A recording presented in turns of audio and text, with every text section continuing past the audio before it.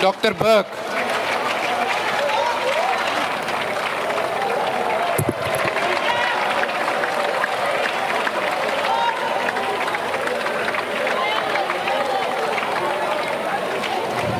Order.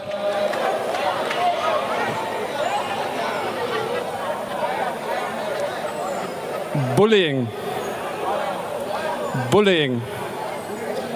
There's been a lot of talk, Mr. President, about bullying. Having grown up liberal in a small conservative town, I know a thing or two about bullies. So it hurts me to say we are indeed being strong-armed. However, the bully is not across the sea. It is a ghost of budgets past. The consequences of our terrible decision to constantly borrow more for decades. And now we have a huge interest payment bill. Mr. President, I welcome much of your SONA speech.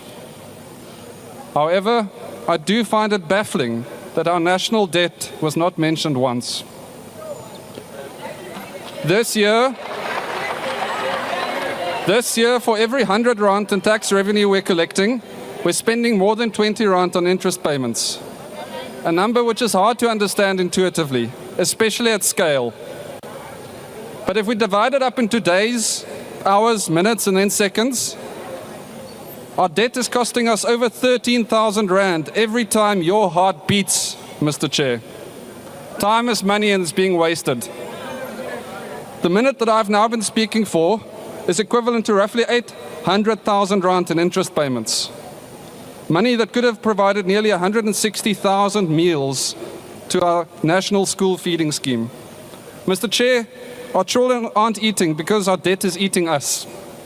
It's consuming money from our stomachs, from our schools and our hospitals, from our futures. And Mr. Chair, like with any other bully, the only way we're going to escape this one is by growing bigger and stronger. Yes, we can cut money by cutting waste and efficiency and by not funding ridiculous programs like the 3.5 billion rand we've penciled in for peacekeeping in Central Africa over the next 2 years. We've already financed one deadly and embarrassing military disaster in the Central African Republic under President Jacob Zuma, and we can't repeat this mistake. But we cannot win this fight simply by cutting. Let's put it this way. If you work overtime, but you find yourself thousands of rand short after buying groceries, paying rent, taxes, and interest on your massive credit card bill, then cancelling your Netflix is not going to help. Nor is pulling your child out of school the solution. And there is no way we can ask hard-working South Africans to pay more taxes. To escape our debt trap, we need better jobs, Mr. President. We need them now. And this is exactly why the DA is in government. We are the business-friendly party of economic growth. And I do not mean temporary jobs for votes. We all know the type. Those created by the next speaker, populist Premier Panyaza. We don't play games with the unemployed. And while tweet storms rage around us, and parts of the ANC continue to push policy that worsens racial divides, economic inequality and foreign relations, our ministers are not blown off course. We know that jobs remain our Southern Cross. Mr. Chair, there's another interrelated reason why we're in this GNU. As the emperor and philosopher Marcus Aurelius said, the object of life is not to be on the side of the majority, but to escape finding oneself in the ranks of the insane.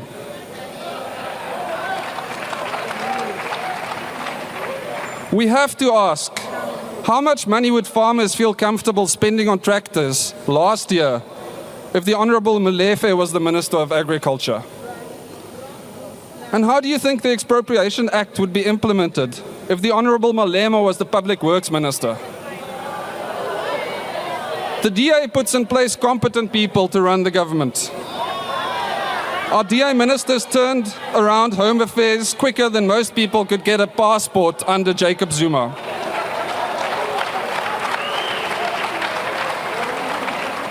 However, we will not solve our jobs or debt crisis alone. Our partners need to do more. We cannot speak with forked tongues, Mr. Speaker. Saying with one side of our tongue that we want to grow the economy and employ more people, but also with the other part of our tongue that we are putting in place conditions on who can be employed and dictating how much of our products must be manufactured locally and then imposing knee-capping tariffs on those products for export. Starting a business is already an extremely risky and difficult process. Why is this government making it so much harder? We need jobs, not regulations. We also don't need bailouts dressed up as infrastructure investment. We know what you're up to. And as Ernest Hemingway wrote, one becomes bankrupt gradually and then suddenly. This country has been going bankrupt gradually with its ever-growing regulations and business-killing measures, as well as its ever-fattening debt burden. But if Transnet gets a 50 billion rand bailout that its chairperson is demanding, if Eskom continues to lose money and it wants another bailout, we will become bankrupt quite suddenly. We cannot be bullied into more bailouts, more debt, or more taxes. We must stand firm. We need to stop the debt. We need to start the jobs. We need our GNU partners to pull their weight. The DA cannot do this alone.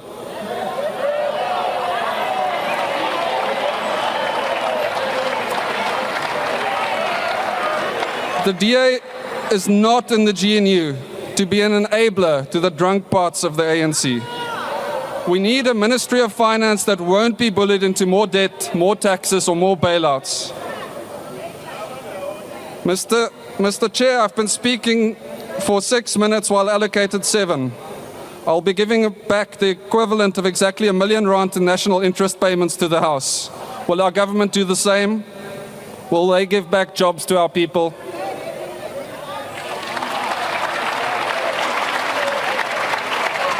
The next speaker is the Honourable the Premier of the province of Gauteng.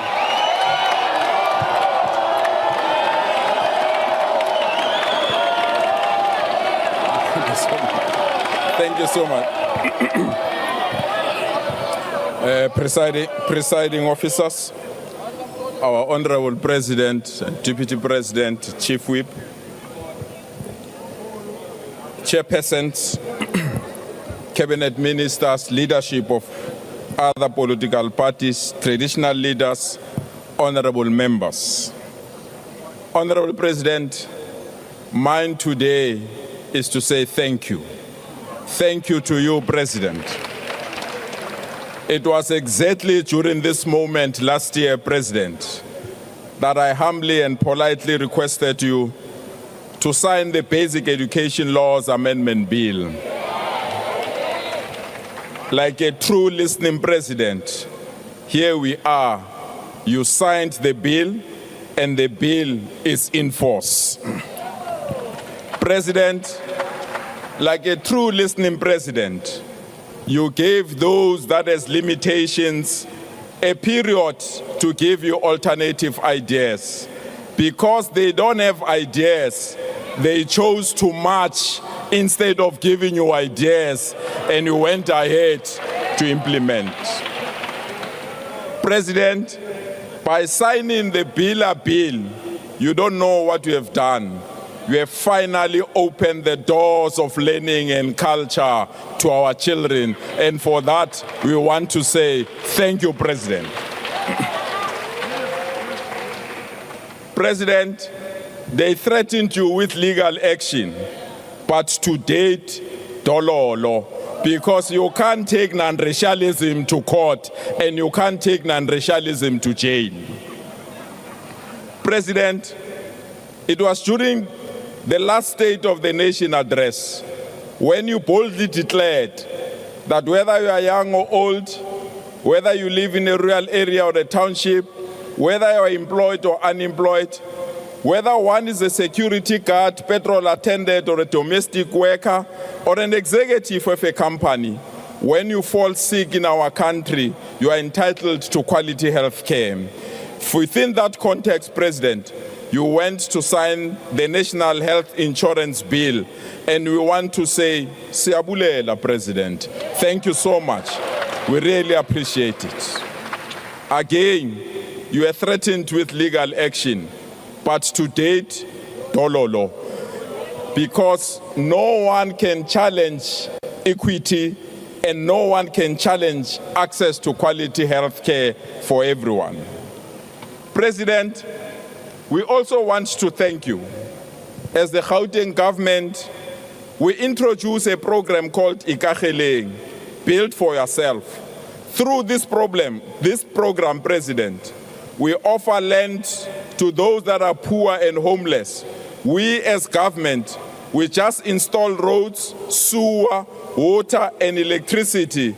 People, depending on their pockets, build their own houses so that you don't have one-dimensional way of providing houses to our people.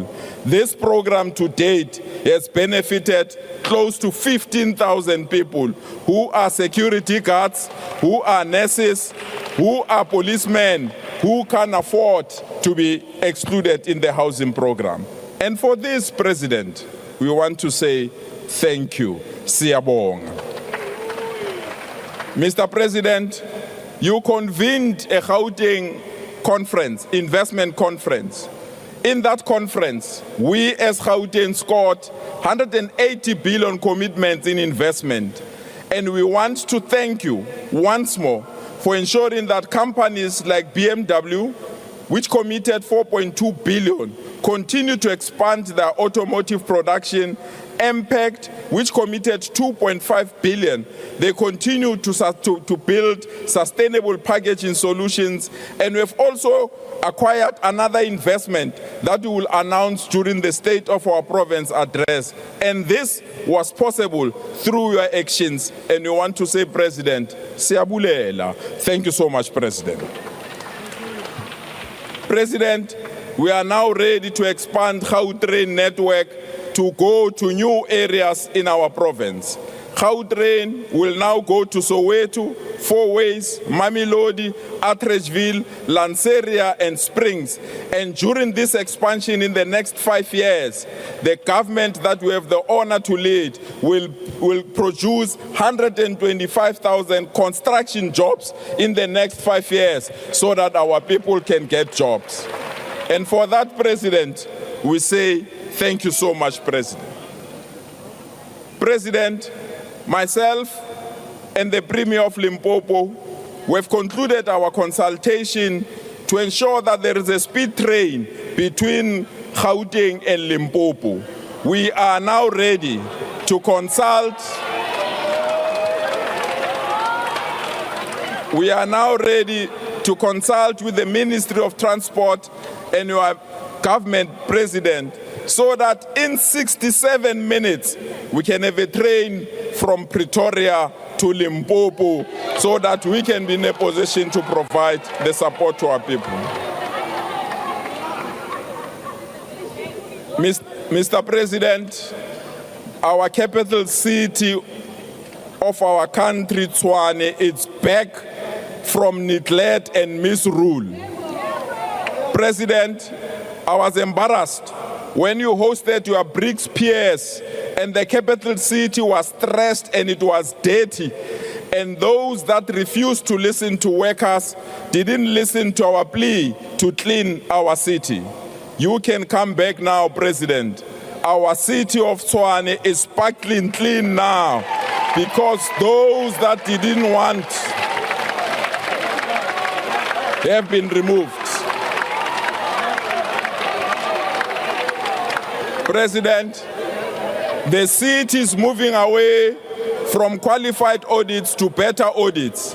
And I want to assure you, President, the city is not only back, better and bolder, the city is ready to roll out the red carpet when you host your G20 peers in a province that will be clean and ready for you. President, a new Johannesburg is rising. Egoli, Mjipa, Johannesburg. Thanks, President. We have just unveiled the most beautiful planetarium in the Southern Hemisphere. It is in the middle of Johannesburg, and I want to thank the investment from Anglo-American and Wits University. This is the newest tourist attraction in Johannesburg, and I invite you, President, when you want to see stars one day with your family, come to Johannesburg CBD and see the best planetarium in Southern Hemisphere. A new, better and bolder concert venue, President, was unveiled 2 days ago. This is a venue that is in the middle of Johannesburg that will be capable of hosting international artists and ensuring that we entertain the people of Gauteng. President, when we reclaim Johannesburg, we mean that we are reclaiming it. We have now taken back 11 hijacked buildings in the middle of Johannesburg. We will convert them into proper housing for our people. For an example, the old Carlton Hotel will be converted into a beautiful apartment to house our people. And next week we are hosting a new Johannesburg summit as we then unveil a better and new Johannesburg. President, thank you once more. The e-tolls are gone, gone, gone, and gone. Thanks to you, the Transport Ministry, the National Treasury, and organs of civil society, our road infrastructure expansion and maintenance is now in full swing. We are ready to roll out modern infrastructure in our province. President, I want to leave here by introducing you to this student. His name is Musa Wenkosi Buthelezi, a student from township of Kwatema. He is the best matric student in our province. And when I say the best, President, I mean the best. He beat all students in Gauteng, whether in public or private education. And out of 1,800 marks, he got 1,700 marks. And in pure mathematics, out of 300, he got 299 marks. And he's coming from the township to demonstrate that we have turned around township education. Of all the bachelor passes in Gauteng, 2/3 of them are coming from the township. President, tomorrow when you come here, I want to give you this advice. Standing alone here doesn't mean you are alone. It means you are strong enough to handle things yourself. Siyabonga, President. Thank you so much.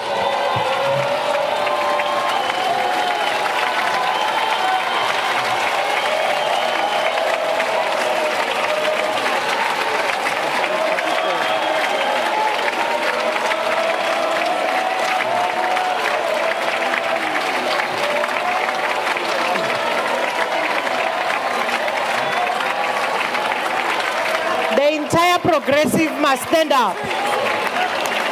Thank you, honorable members. Thank you, honorable members. The next MP on the podium is Honorable Masango. Honorable Masango, the floor is yours.